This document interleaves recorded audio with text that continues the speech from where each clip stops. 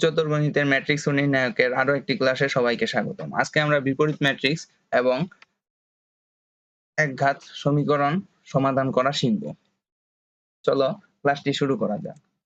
আজকে আমরা এই ক্লাসে অ্যাডজয়েন্ট ম্যাট্রিক্স নির্ণয় করতে পারবো, বিপরীত ম্যাট্রিক্স নির্ণয় করতে পারবো, ক্রেমার ও বিপরীত ম্যাট্রিক্সের সাহায্যে একঘাত সমীকরণ জোটের সমাধান করতে শিখব। এখন চলো দেখে নিই অ্যাডজয়েন্ট ম্যাট্রিক্স কাকে বলে। অ্যাডজয়েন্ট ম্যাট্রিক্স হলো একটা ম্যাট্রিক্স ওই ম্যাট্রিক্সের সহগুণক দ্বারা গঠিত ম্যাট্রিক্স এর ট্রান্সপোজ ম্যাট্রিক্স, অর্থাৎ কোন একটি ম্যাট্রিক্স আছে, সেই ম্যাট্রিক্সটির সহগুণক প্রতিটি ভুক্তির জায়গায় ওই ভুক্তির সহগুণক বসবে এবং ওই এটার ট্রান্সপোজ বা বিম্ব ম্যাট্রিক্স, ওই ম্যাট্রিক্সটিকে অ্যাডজয়েন্ট ম্যাট্রিক্স বলা হয়। যেমন আমরা এখানে এই একটি ম্যাট্রিক্স দেখতে পাচ্ছি যার ভুক্তিগুলো হলো A11, A12, A13, A21, A22, A23, A31, A32 এবং A33। এখন এর অ্যাডজয়েন্ট ম্যাট্রিক্স কে আমরা A11 এর সহগুণক, A12 এর সহগুণক, অর্থাৎ প্রতিটি ভুক্তির সহগুণক এর বিম্ব বা ট্রান্সপোজ ম্যাট্রিক্স দ্বারা আমরা অ্যাডজয়েন্ট ম্যাট্রিক্স নির্ণয় করব। এখন দেখতে পাচ্ছ তোমরা এখানে অ্যাডজয়েন্ট ম্যাট্রিক্স কে A11 অর্থাৎ বড় হাতের A11, বড় হাতের A12 এভাবে প্রকাশ করতে হয় এবং তার বিম্ব বা ট্রান্সপোজ ম্যাট্রিক্স। এখন চলো বিপরীত ম্যাট্রিক্স কিভাবে নির্ণয় করতে হয় সেটা দেখি। বিপরীত ম্যাট্রিক্স নির্ণয় করতে হলে একটি শর্ত আছে, ম্যাট্রিক্সটি অবশ্যই অব্যতিক্রমী হতে হবে। অর্থাৎ আমরা ম্যাট্রিক্স পার্টে দেখেছি একটি অব্যতিক্রমী ম্যাট্রিক্সের শর্ত হচ্ছে ওই ম্যাট্রিক্সটি ডিটারমিনেন্ট সমান শূন্য হবে না, অশূন্য হতে হবে, তাহলে ম্যাট্রিক্সটি অব্যতিক্রমী হবে। এখানে বিপরীত ম্যাট্রিক্স সমান 1 বাই ম্যাট্রিক্সটি দ্বারা গঠিত নির্ণায়কের মান ইনটু অ্যাডজয়েন্ট ম্যাট্রিক্স। পূর্বের স্লাইডে আমরা অ্যাডজয়েন্ট ম্যাট্রিক্স কিভাবে নির্ণয় করতে হয় সেটা দেখেছি। যেমন এখানে A একটি ম্যাট্রিক্স, এই ম্যাট্রিক্সটির বিপরীত ম্যাট্রিক্স A ইনভার্স সমান 1 by determinant A into adjoint A matrix. এখন আমরা মূলত 3x3 ক্রমের ম্যাট্রিক্সের জন্য বিপরীত ম্যাট্রিক্স কিভাবে নির্ণয় করতে হয় সেটা দেখেছি। যে কোনো ম্যাট্রিক্সের ক্ষেত্রে আমরা এই নিয়ম প্রয়োগ করতে পারি, তবে 2x2 ক্রমের জন্য একটি শর্টকাট নিয়ম আছে, এটি মূলত বহু নির্বাচনের ক্ষেত্রে কাজে লাগে। এটি হলো A একটি ম্যাট্রিক্স আছে A, B, C, D। এই ম্যাট্রিক্সটির বিপরীত ম্যাট্রিক্স A ইনভার্স হবে 1 by AD minus 1 by BC। দেখতে পাচ্ছ 1 by AD minus 1 by BC, অর্থাৎ ম্যাট্রিক্সটির ডিটারমিনেন্ট। এবং ম্যাট্রিক্সটির এখানে প্রধান কর্ণের ভুক্তিগুলো পরিবর্তন হবে, অর্থাৎ এর জায়গায় D এবং D এর জায়গায় A এসেছে, এবং তারপর যে ভুক্তিগুলো আছে সেই ভুক্তিগুলোর চিহ্ন পরিবর্তন হবে, অর্থাৎ পজিটিভ থাকলে নেগেটিভ এবং নেগেটিভ থাকলে পজিটিভ হবে। চলো একটি উদাহরণের সাহায্যে আমরা বিপরীত ম্যাট্রিক্স নির্ণয় করি। একটি আমরা 2x2 ক্রমের ম্যাট্রিক্স দেখতে পাচ্ছি, ম্যাট্রিক্সটির বিপরীত ম্যাট্রিক্স নির্ণয় করতে হবে। এখন প্রথমে আমরা প্রদত্ত ম্যাট্রিক্সটি লিখলাম, তারপর আমরা A ইনভার্স শর্টকাট সূত্রের সাহায্যে 1 বাই 2 into 5 is 10 মাইনাস সূত্রের minus into minus 1 into 4 is equal to minus 4 into আমরা এই প্রধান কর্ণের ভুক্তিগুলো জায়গা পরিবর্তন করে দিব, অর্থাৎ 2 এর জায়গায় 5 এবং 5 এর জায়গায় 2, এবং বাকি ভুক্তিগুলোর চিহ্ন পরিবর্তন করে দিচ্ছি, এখানে মাইনাস এবং মাইনাসের জায়গায় প্লাস। সমান আসে ক্যালকুলেশন করলে 1/14 ইন্টু 5 সারিতে, প্রথম সারিতে, এবং দ্বিতীয় সারিতে -4 2। এখন চলো আরেকটি ম্যাট্রিক্সের বিপরীত ম্যাট্রিক্স নির্ণয় করা শিখি। এখানে দেখতে পাচ্ছ একটি 3x3 ক্রমের ম্যাট্রিক্স আছে, তার বিপরীত ম্যাট্রিক্স নির্ণয় করতে বলা হয়েছে। এখন আমরা পূর্বে বিপরীত ম্যাট্রিক্সের শর্ত থেকে জেনে এসেছি কোনো একটি ম্যাট্রিক্স বিপরীতযোগ্য কিনা সেটি নির্ণয় করতে হলে প্রথমে আমাদেরকে ম্যাট্রিক্সটি অব্যতিক্রমী কিনা সেটি আমাদের জানতে হবে। চলো এখন আমরা ম্যাট্রিক্সটি অব্যতিক্রমী কিনা সেটা আগে পরীক্ষা করি। তাই আমরা ডিটারমিনেন্ট সি এর সমাধান করি। প্রথমে 2 দুই বরাবর যা আছে তা বাদ দিলে থাকে -2 × 2 সমান -4 মাইনাস মাইনাসে মাইনাসে প্লাস 1 × 2 +2 মাইনাস সূত্রের মাইনাস, তারপর 1 1 1 বরাবর যা আছে বাদ দিলে -1 × 2 -2 মাইনাস মাইনাসে মাইনাসে +2 × 3 6 +5 5 বসাই, তারপর 5 বরাবর যা আছে সব বাদ দিয়ে দিলে থাকে -1 × 1 -1 মাইনাসে মাইনাসে +3 × 2 +6 ক্যালকুলেশন করলে আসে 17, যা 0 নয় বা অশূন্য। তাই ম্যাট্রিক্সটির বিপরীতযোগ্যতা আছে। আমরা ম্যাট্রিক্সটি যেহেতু বিপরীতযোগ্যতা আছে, এখন আমরা ম্যাট্রিক্সটির বিপরীত ম্যাট্রিক্স নির্ণয় করব। এখন বিপরীত ম্যাট্রিক্স নির্ণয় করার জন্য আমরা ম্যাট্রিক্সটির সবগুলো ভুক্তির সহগুণক নির্ণয় করব। এখানে একটা ভুল হয়েছে, এটা সহগুণক হবে। এখন 2 এর সহগুণক বা এই ম্যাট্রিক্সটি সহগুণক হবে C11, অর্থাৎ 11 মানে প্রথম সারি এবং প্রথম কলামে রয়েছে, এই কারণে C11 সমান 2 বরাবর যা আছে সবকিছু বাদ দিয়ে দিব এবং যা থাকে তা এর মান নির্ণয় করলে -2 × 2 -4 মাইনাসে মাইনাসে +2 × 1 সমান -2 আসে। তারপর আমরা 1 এর সহগুণক নির্ণয় করব। 1 এর সহগুণক, এখানে আমরা পূর্বের ক্লাসে বলে এসেছি ম্যাট্রিক্সের সহগুণক নির্ণয়ের ক্ষেত্রে একটা সূত্র আছে -1⁻i+j × তার অনুরাশি।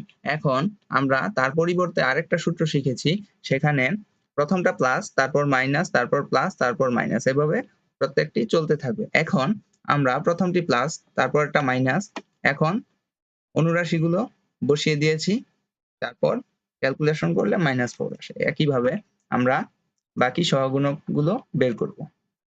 তারপর আসে আমাদের বিপরীত ম্যাট্রিক্সের সূত্র হতে পড়ে এসেছি আমরা বিপরীত ম্যাট্রিক্স সমান 1 ওই ম্যাট্রিক্সটির নির্ণায়কের মান ইনটু ওই ম্যাট্রিক্সটির অ্যাডজয়েন্ট। তাই আমরা এখন অ্যাডজয়েন্ট নির্ণয় করব। অ্যাডজয়েন্ট সি ম্যাট্রিক্সের অ্যাডজয়েন্ট সি সমান C11 C12 C13 C21 C22 C23 C31 C32 এবং শেষে C33 তার ট্রান্সপোজ বা বিম্ব ম্যাট্রিক্স। এখন আমরা C11 C12 এভাবে সবগুলো সহগুণকের মান আমরা বসাবো। এখানে মান বসানোর পর আমরা দেখতে পাচ্ছি এটা ট্রান্সপোজ বা বিম্ব ম্যাট্রিক্সে পরিণত করতে হবে, অর্থাৎ সারিগুলোকে কলাম এবং কলামগুলোকে সারিতে পরিণত করতে হবে। তারপর আমরা বিপরীত ম্যাট্রিক্সের সূত্র বসাবো এবং সেখানে সেই সূত্র অনুযায়ী 1 ডিটারমিনেন্ট সি, আমরা পূর্বে ডিটারমিনেন্ট সি আমরা বের করেছি, সেখান থেকে আমরা 17 বসালাম এবং অ্যাডজয়েন্ট সি এর মান আমরা বের করেছি, অ্যাডজয়েন্ট সি এর মান বসালাম। এই আমাদের বিপরীত ম্যাট্রিক্স নির্ণয় করা হলো। এখন আমরা একঘাত সমীকরণ জোটের সমাধান করা শিখব। সমাধানের দুটি পদ্ধতি বা নিয়ম আছে, একটি হলো ক্রেমারের নিয়মের সাহায্যে বা নির্ণায়কের সাহায্যে, যে কোনো একটি বলা হয়, এবং আরেকটি হলো বিপরীত ম্যাট্রিক্সের সাহায্যে। চলো আমরা প্রথমে ক্রেমারের নিয়মের সাহায্যে কিভাবে সমাধান করতে হয় সেটা আগে দেখি। এখানে একটি প্রশ্নে 3টি সমীকরণ দেওয়া আছে, বলা হয়েছে নির্ণায়কের সাহায্যে অথবা ক্রেমারের নিয়মের সাহায্যে আমরা x y z এর মান নির্ণয় করতে হবে অথবা সমীকরণ ত্রয় সমাধান করতে হবে। এখন আমরা চলো দেখি কিভাবে এটি সমাধান করতে হবে। এখন আমরা x y এবং z তিনটা সমীকরণ থেকে এদের সহগ নিয়ে আমরা নির্ণায়ক তৈরি করি। এখানে আমরা নাম দিলাম d সমান এই যে x এর সহগ 1, x এর সহগ 2, x এর সহগ 3, একইভাবে y এর সহগ দ্বিতীয় কলামে বসাই -2 1 এবং 2, এবং তৃতীয় কলামে আমরা z এর সহগ বসাই 3 2 এবং 1 বসালাম, তারপর এর নির্ণায়ক বের করি। বের করলে আমাদের মান আসে -8, যা শূন্য নয়, অর্থাৎ আমরা এক্স ওয়াই এবং জেড এর মান পাবো। যদি শূন্য হতো তাহলে আমরা এক্স ওয়াই এবং জেড এর মান পাবো না। এখন আমরা dx অথবা আমরা যে x এর সহগগুলো বাদ দিব এবং বাকি সহগগুলো থাকবে, এবং আমরা সমানের ডান পাশে যা আছে, যেই সংখ্যাগুলো আছে সেগুলো বসালাম 11, 10 এবং 9। তারপর আমরা তার নির্ণয় বের করব, সমান আসছে -16। একইভাবে আমরা dy এর ক্ষেত্রে আমরা এই y বরাবর y এর সহগ যা আছে তা বাদ দিয়ে আমরা এখানে 11, 10, 9 অর্থাৎ সমীকরণের ডান পাশে যা আছে তা বসালাম। তারপর তা নির্ণায়কের মান বের করলে আসে 0। একইভাবে আমরা dz এর ক্ষেত্রে z এর যে সহগগুলো আছে সেই সহগগুলো বাদ দিয়ে আমরা সমীকরণের ডান পাশের সংখ্যাগুলো 11, 10 এবং 9 বসালাম। তারপর আমরা উত্তর পাই -24। এখন আমরা x, y এবং z এর মান নির্ণয় করতে পারবো। এখন x এর মান নির্ণয় করার, x, y বা z এর মান নির্ণয় করার ক্ষেত্রে আমরা যেই তাদের সহগগুলো বাদ দিয়ে যে নির্ণায়কগুলো পেয়েছি সেই নির্ণায়ককে x, y এবং z দ্বারা গঠিত নির্ণায়কের মান দ্বারা ভাগ করলে আমরা যথাক্রমে x, y এবং z এর মান পাবো। এখন x যেহেতু dx আমরা পেয়েছি -16 ভাগ -8 সমান 2, y এর ক্ষেত্রে একইভাবে dy বাই d সমান 0 বাই -8 ইজ ইকুয়াল টু 0, এবং z এর ক্ষেত্রে dz বাই d সমান -24 বাই -8 ইজ ইকুয়াল টু 3। এখন আমরা সমাধান পেয়ে গেলাম x, y এবং z এর মান 2, 0 এবং 3। এখন চলো বিপরীত ম্যাট্রিক্সের সাহায্যে কিভাবে সমাধান করতে হয় তা দেখে নিই। দেখতে পাচ্ছ একটি প্রশ্ন আছে 11x plus 3y plus 2z is equal to 23, 3x plus 2y is equal to 7, x plus z is equal to 4। বিপরীত ম্যাট্রিক্সের সাহায্যে সমাধান করো।